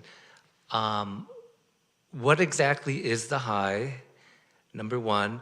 And then number two would be, you know, with the wounds that we see. So if somebody does not have the wounds, would they develop those? Or is it only for those who already have a wound and it just exacerbates it? Really good questions. Thanks, Tim. So when xylazine's mixed with an opioid, generally you're not going to see xylazine by itself. If you were using it by yourself, what would happen is just your blood pressure would tank and your breathing rate would go way down. So when the FDA did, when they were looking at it as a potential blood pressure medications in humans, it was so dangerously low that people were passing out and on the verge of dying. So if you couple that with an opioid, so when you take an opioid, again, you're relaxed, you're super calm, you're high, you're feeling good. This enhances that and it prolongs it. So like generally an opioid is going to last for a handful of hours. Xylazine itself can last about 6 to 8 hours. So when you combine them, that high lasts for about 10 hours. So it really just, again, makes people pass out for much longer, reduces their breathing rate, and oftentimes they don't know that they're taking it. So they'll wake up like 10 hours later in the hospital being like, what happened? In terms of the skin infections, so again, a lot of people are injecting opioids, and so you'll see a higher rate of skin infections in those who are injecting in general. When you combine it with xylazine, we actually see both. So the way that xylazine works when it's injected, it's decreasing blood flow to the skin, so those wounds can be a lot worse. When you're ingesting it and you're snorting it or you're eating it, you can still have that decrease of blood flow to the skin, so you can still have skin infections even if you're not injecting it. It's also my understanding that if the sores don't necessarily show up at the site of injection. Correct. Yeah. So what we'll see, like what we've seen in the hospital when we're concerned about a xylazine wound, is that they're taking a really long time to heal. So when we think of like a diabetic ulcer, you know that it takes a long time to heal. The small vessels of blood kind of around those ulcers don't have enough blood to get there to fight off an infection. So it's like that, but it's a lot worse. You see like bluish kind of edges. You see a really bad wound, and it can actually get much worse much more quickly than you would expect. So when someone has an abscess, in my mind, I'm like, like 2 weeks or something before it gets really serious. With a xylazine abscess, we're seeing it worsen in like 3 days. And unfortunately, it's also where a lot of the medical professionals out there don't know what they're looking at. Correct. Which is why we rely on people in the community and people who are working with people who are using drugs to be like making sure our wound care is up to standards. So like, you know, at the SSPs, making sure like you're telling people, hey, this is like a gnarly wound. This is when you need to go to the hospital, and we're going to make sure you get there immediately. And, you know, in LA General, we kind of have like a little like packet on like what to look for a xylazine wound. So we're trying to get more education out there for our providers, both in like the major hospitals and in like the community hospitals. You know, because I haven't come across this as often as others may have, I was interviewed on Channel 4, Robert Kravasik did it, and he brought this up, and I want to ask two questions. Does this cause nephritis? Is that where the skin just dies off? Necrosis. Necrosis. Does that is that? So it's not going to cause. So necrosis is when there's essentially no oxygen or vasculature to an area of the skin, and it dies. So if you're reducing, you know, oxygen and blood flow to an area, it can die. So this it can reduce oxygen and blood flow to cause death, but like injecting xylazine will not kill the tissue immediately. Okay, Does that so, make but sense? it can escalate. Correct, yeah. And then the second one is, I have heard of something called croc because of crocodile skin.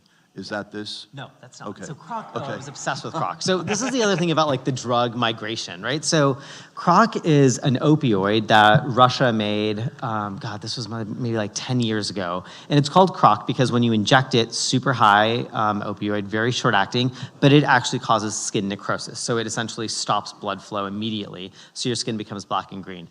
I think it was like around 2010, 2011, and I was like waiting for it because it was showing up in Florida, and I was like, it's gonna come fucking west. And it didn't show up, right? And then, but back in like 2008, when we were all looking at xylazine in Puerto Rico, for some reason we're like, this isn't gonna show up in the US. And so like, even like the migration of drugs is so interesting. We don't know what's gonna happen. And it doesn't mean like, these are the drugs that have the spotlight on them right now. There's probably dozens of other adulterants in our drug supply that we don't even know yet, that we don't know how are, harming our communities. And I think it goes back to like, education around drug awareness is important, but even more important is having open, honest conversations around use. Like we have to understand risk factors for use, how we protect people from developing a substance use disorder and getting them the services they need so that, we don't have to keep focusing on like, oh my God, fentanyl's here, xylazine is here, like, because we all know prevention and risk reduction is really how we're gonna change this in the community. Questions, more questions. We have a question over here. Oh, we have a question here and there.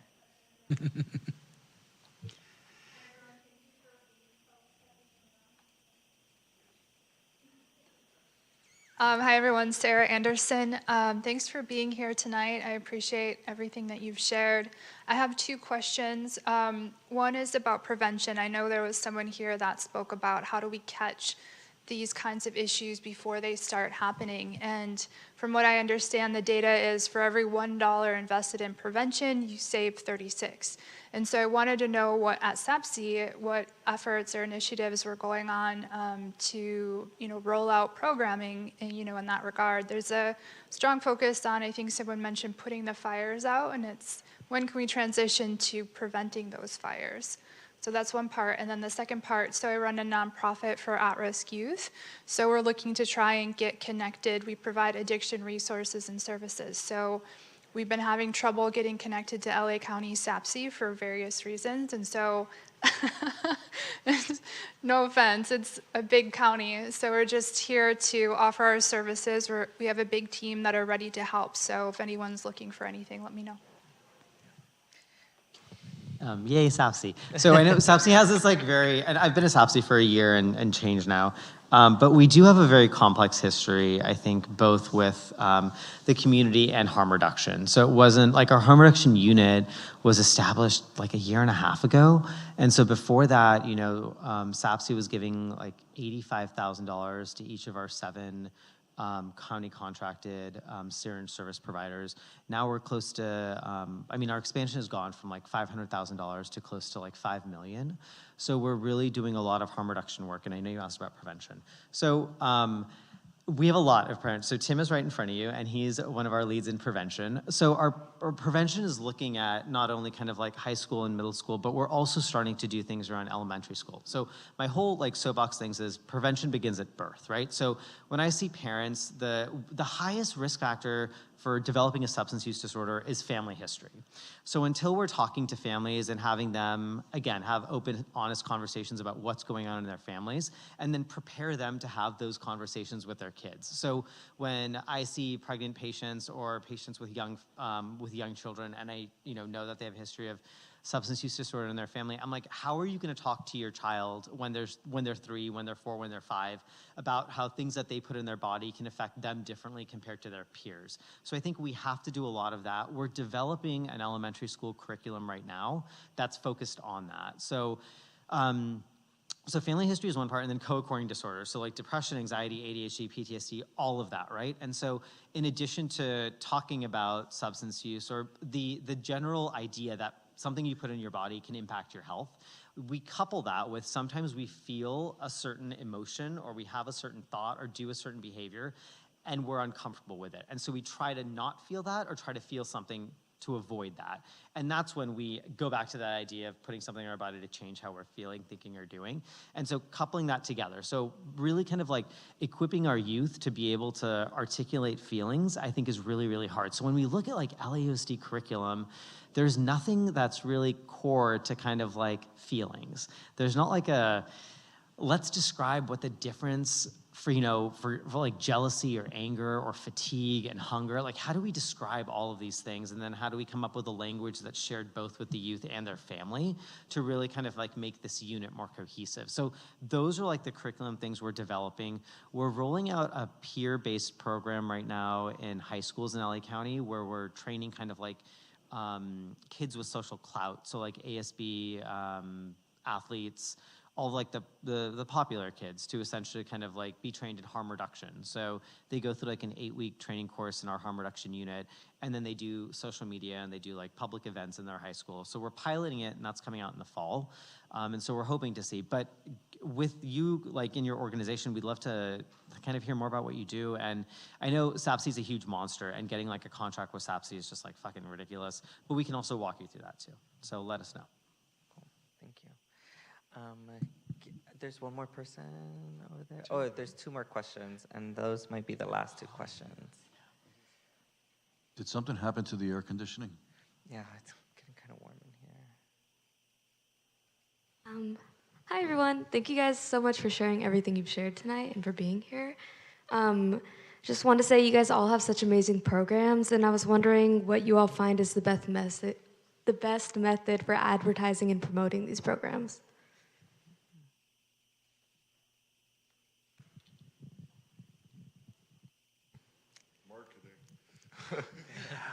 I could say something. I think for me, the experience that the client has with us and really trying to help them reach the goals that they have, and not necessarily everything that we just offer, but also things that we might not offer, another organization might offer, and we can help them reach that service.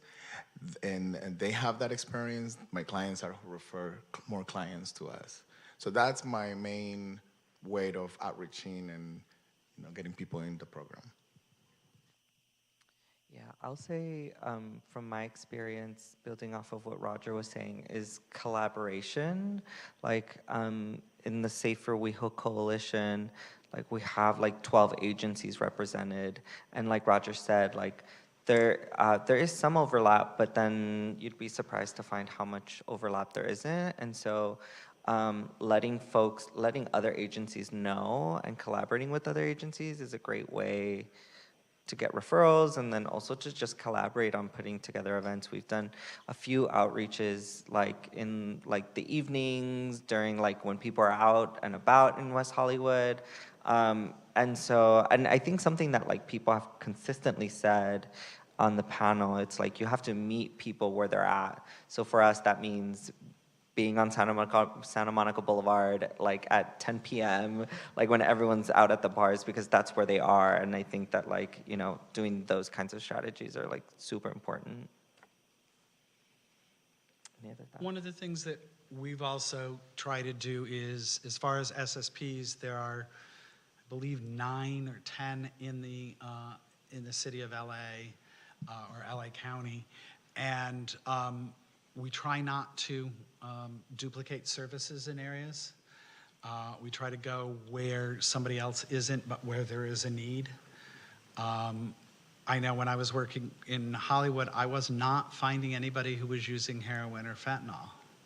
And finally, I asked one of my participants, I said, "What's going on in Hollywood?" He goes, "Oh no, we don't want the body count from people overdosing. So if we find out that they're using, we beat them up and tell them to go over to Beverly and Vermont." So now we're looking at offering services at Beverly and Vermont because we know that's where there's a need. Yeah. One more question, I think, was back there. Yeah.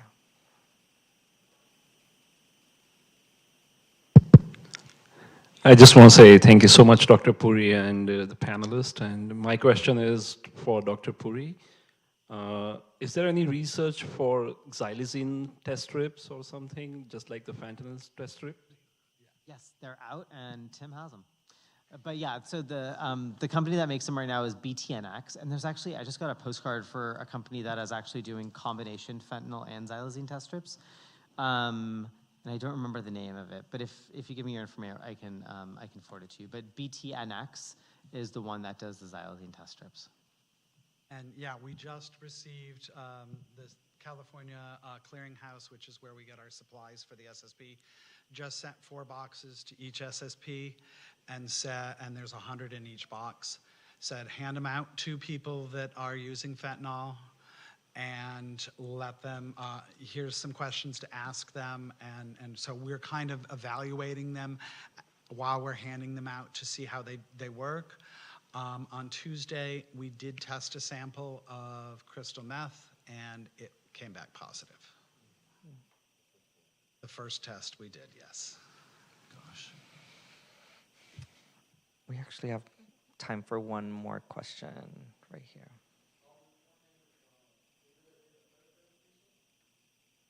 I was wondering, do you have any, do you give copies of the presentation that you used? Oh yeah. Yeah, if you give me your email, I can send you like a PDF of it. All right, cool, I appreciate it. Thank you. Yeah, cool. That was a short question. One more question.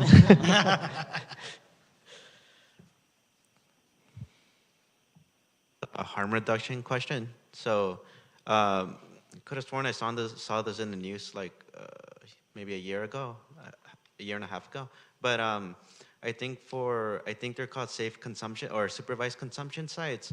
I just want to know like where the LA County is at and like where California is at with this idea, because I know it's very controversial. I would say Isabella or Dr. Puri. So they are really controversial. A safe consumption site, for everyone who isn't aware of it, is a place where someone would go and bring their substances, and they would use under medical or peer supervision. They're in many, many countries of the world, but we don't have any in California. New York has a couple. Rhode Island is opening one, and Minnesota is also going to open one. Governor Newsom vetoed a bill that would have given San Francisco, Oakland, and California the opportunity to have one. We are working really diligently, both with the sheriffs, police in LA City, the Board of Supervisors, and the mayor, to see how we can kind of do this. And when we talk about like a safe consumption site, we're moving away from it being a place people go to use, but rather like a place that it can be integrated into something like non-abstinent housing. So again, remember when we think of like, again, my 4 pillars of treatment are housing, health, community, and purpose.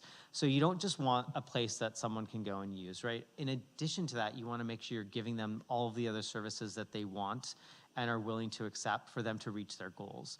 So when we think about a safe consumption space in LA, I think of more like how we can integrate this into all of the other treatment modalities we have. So how can we integrate this into like housing spaces when we're trying to like, you know, house people who are experiencing homelessness who are also using drugs. So like there's a lot of movement, there's a lot of positive, you know, momentum from like county officials, but it's not legal right now. So right now, like, you know, in Philadelphia, they tried to open one last year, and there's the crack house statute federally, which gives the DEA and the government the ability to shut stuff down. So that was shut down in Philadelphia. So we're teetering on things very, very carefully, but we're all moving in the direction that goes in. What's interesting is, so I was in Europe with part of the county people. We went to Copenhagen, Barcelona, and Lisbon to look at safer consumption sites over there. And then I went to Vancouver a couple weeks later to look at the safe consumption sites there. And Europe right now doesn't have a fentanyl problem. So they have the luxury of having heroin. They also have the luxury of not having methamphetamine. When we look at Vancouver, which is like, again, being like obliterated by fentanyl, xylazine, you know, adulterants, including benzos, and their meth is also totally contaminated. They have safer consumption spaces as well, but their overdose rates aren't necessarily indicative of what we would expect. And so I think, you know, this is why it's just important for us to continue these conversations, because maybe a safer consumption space will work for some portions in some population in LA, but maybe it won't work for others. And so we still have to like think broadly about our substance use treatment and what's going to be best for the populations we serve. Do you have, and does anybody want to add anything? No? Okay, well, thank you. We've reached our time. Thank you so much, everyone, for being here. And please help me thank our awesome participants. Don't forget to validate your parking and check to see if you won an Amazon gift card, if you participated in that. Thank you. Good night.